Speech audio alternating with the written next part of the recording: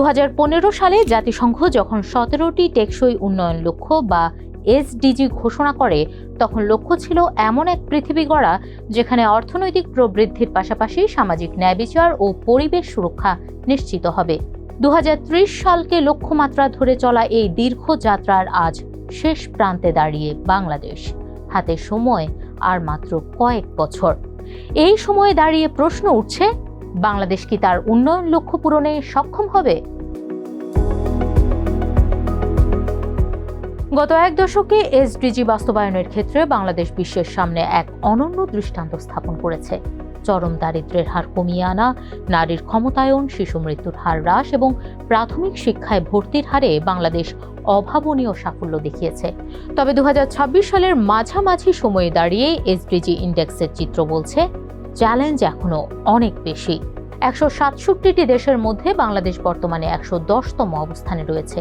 যদিও দক্ষিণ এশিয়ার অনেক দেশের তুলনায় বাংলাদেশ বেশ কিছু সূচকে এগিয়ে, তবুও পরিসংখ্যান বলছে মাত্র 20.8% লক্ষ্যমাত্রা বর্তমানে অন ট্র্যাক বা সঠিক পথে রয়েছে আমাদের। প্রায় 44% ক্ষেত্রে অগ্রগতি ধীরগতির এবং 35% লক্ষ্যমাত্রা নিয়ে উদ্বেগ প্রকাশ করছেন বিশেষজ্ঞরা।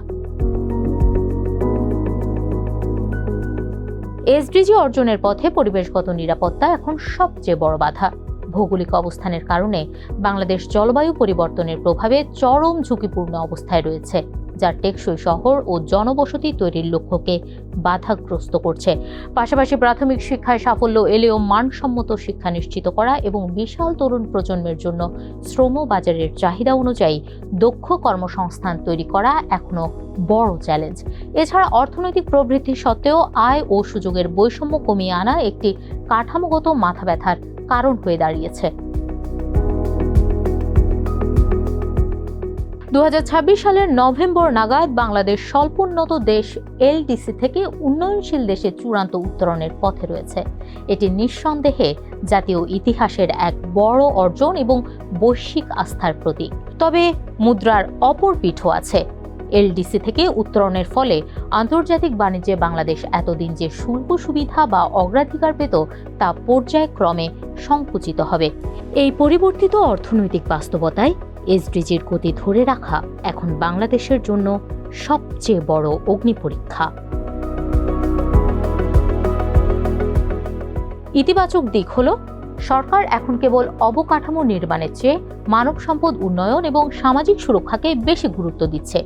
2026-27 অর্থবছরের বাজেট কাঠামোতে শিক্ষা, স্বাস্থ্য ও সামাজিক সুরক্ষায় যে বরাদ্দ রাখা হয়েছে, তা ইঙ্গিত দেয় যে এসডিজির অসমাপ্ত কাজগুলোকে ত্বরান্বিত করার জন্য নীতি নির্ধারকরা এখন অনেক বেশি সচেতন। বিশেষজ্ঞদের মতে, এই লক্ষ্য অর্জনে কেবল সরকারি প্রচেষ্টা যথেষ্ট নয়। সরকারি ও বেসরকারি খাতের কার্যকর সমন্বয়, আন্তর্জাতিক উন্নয়ন, সহযোগীদের সঙ্গে অংশীদারিত্ব এবং উদ্ভাবনী প্রযুক্তি ব্যবহারের কোনো বিকল্প নেই।